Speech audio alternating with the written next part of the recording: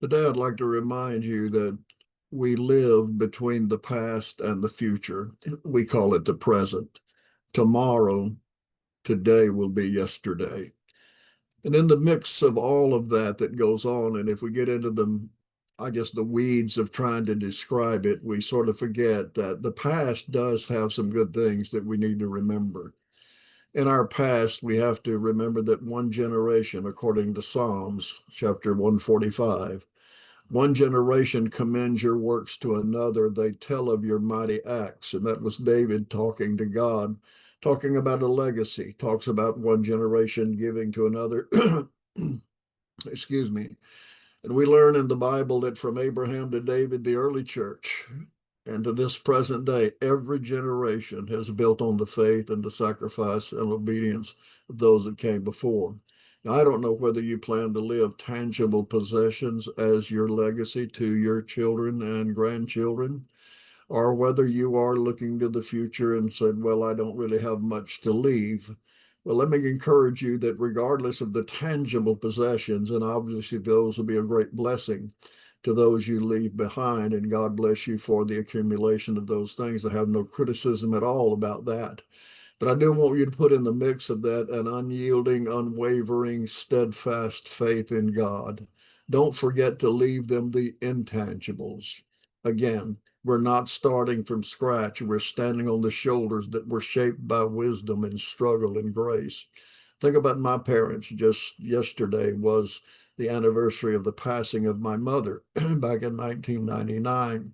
It's not a day goes by that celebrates her homegoing that I don't think about the fact that I stood on the shoulders of her and my dad to become the person I am today. They sacrificed a great deal for me, and I know that they would be happy with how life has turned out, even amid the struggles. But looking back, glean the good things from your parents. Maybe they taught you lessons that you never want to repeat.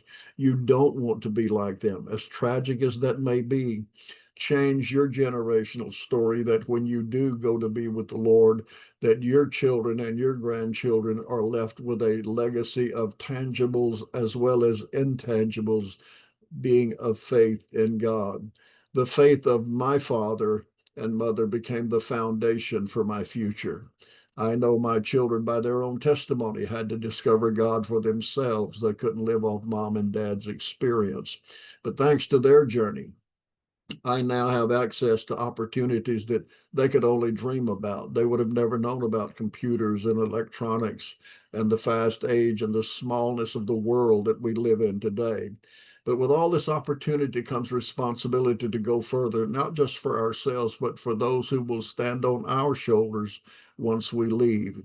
God called you to honor the past, always honor it by embracing the present with faith and embrace it with courage. Dream big, not for your glory, but to extend the legacy of faith into a future where His name, the name of our Lord, is lifted even higher.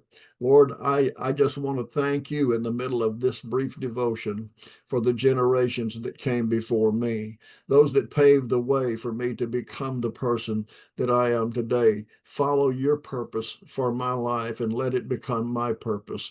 Help me to use the blessings and opportunities that have been given to glorify you, to make a lasting impact. And may those who follow me stand even taller in faith. I thank you for that, Lord.